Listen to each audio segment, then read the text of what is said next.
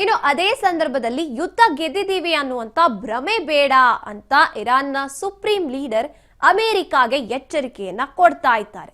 ವಿವಿಧ ಭಿನ್ನತೆ ನಡುವೆ ಕೂಡ ಶತ್ರುಗಳನ್ನ ನಾವು ಸೋಲಿಸಿದ್ದೀವಿ ಅಂತ ಹೇಳ್ತಾ ಇರುವಂತದ್ದು ಗಲ್ಫ್ ರಾಷ್ಟ್ರಗಳ ನಡುವೆ ಅಮೆರಿಕ ತಂದಿಡುವಂತ ಕೆಲಸವನ್ನ ಮಾಡ್ತಿದೆ. ಅಮೆರಿಕ ವಿರುದ್ಧ ಕಿಡಿಕಾರಿದ್ದಾರೆ ಈ ರೀತಿಯಾಗಿ ಮುಜ್ತಬಾ ಖಮೇನಿಯ ಪುತ್ರ. ಅಮೆರಿಕಾಗೆ ಎಚ್ಚರಿಕೆಯನ್ನ ನೀಡ್ತಾ ಇದ್ದಾರೆ, ಗೆದ್ದಿದ್ದೀನಿ ಅಂತ ಬೀಗಬೇಡಿ. ವಿವಿಧ ಭಿನ್ನತೆ ನಡುವೆ ಕೂಡ ನಾವು ಶತ್ರುಗಳನ್ನ ಸೋಲಿಸಿದ್ದೀವಿ. ಗಲ್ಫ್ ರಾಷ್ಟ್ರಗಳ ನಡುವೆ ಅಮೆರಿಕ ತಂದಿಡುವಂತ ಕೆಲಸ ಮಾಡ್ತಾ ಇದೆ. ಅಮೆರಿಕ ವಿರುದ್ಧ ಮುಜ್ತಬಾ ಖಮೇನಿ ಕಿಡಿಕಾರ್ತಾ ಇರುವಂತದ್ದು.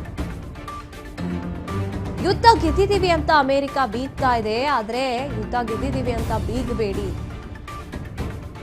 ಸಾಕಷ್ಟು ಭಿನ್ನತೆ ಇದೆ ನಮ್ಮ ಮತ್ತೆ ನಿಮ್ಮ ಮಧ್ಯೆ, ಆದ್ರೂ ಕೂಡ ನಾವು ಶತ್ರುಗಳನ್ನ ಗೆದ್ದಿದ್ದೀವಿ.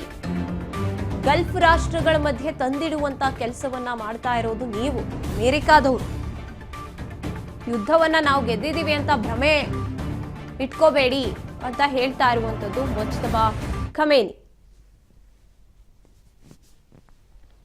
ಇನ್ನು ಮುಜ್ತಬಾ ಖಮೇನಿ ಹೇಳ್ತಾ ಇರುವಂತದ್ದು ಇವರು ಕೂಡ ಒಂದ್ ರೀತಿಯಾಗಿ ಯುದ್ಧ ಗೆದ್ದಿದ್ದೀವಿ ಅಂತ ಹೇಳಬೇಡಿ, ನಾವು ಹೋರಾಟವನ್ನ ಅಷ್ಟರ ಮಟ್ಟಿಗೆ ನಿಮಗೆ ಎದುರಾಳಿಗಳಾಗಿ ನಾವು ಹೋರಾಡ್ತಾ ಇದ್ದೀವಿ.